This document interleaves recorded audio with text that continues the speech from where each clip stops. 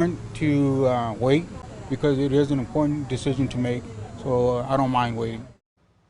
You know, a lot of people waited in line yesterday. Huge voter turnout meant those long lines and wait times at polling locations. And it did not help that things were running slower because election workers were no-shows, at least some of them. Yeah, some of them. This was a big surprise and it had a big impact. Travis County says at least 30 election workers, including judges who oversee everything, stayed home.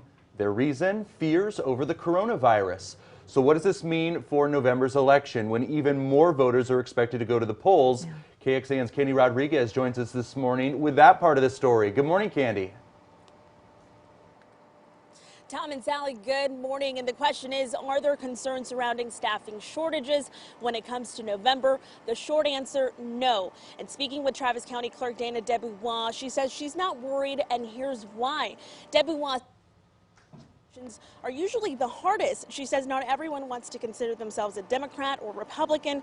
So when they look for poll workers and election judges to work it, it can be hard because the parties have to select the election judges and then the judges choose a staff.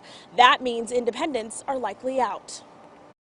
So when you're asking for people to help at the polls, they say, no, I'll come back for the general election, but they don't like to work the primaries. So it is a much, much, much more difficult problem, as I said, with primary elections. General elections are completely different. The other big thing we are looking at, how did turnout compare to 4 years ago, and what might that mean for November?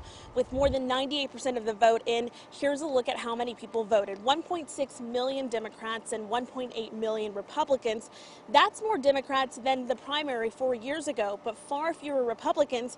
In 2016, 1.4 Democrats voted compared to 2.8 million Republicans.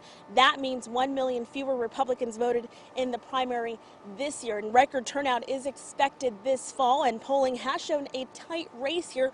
Joe Biden narrowly ahead in a hypothetical matchup against President Trump, and Trump narrowly ahead against Sanders. So between now and November, you can expect plenty more of campaign visits. Back to you. All right, thank you.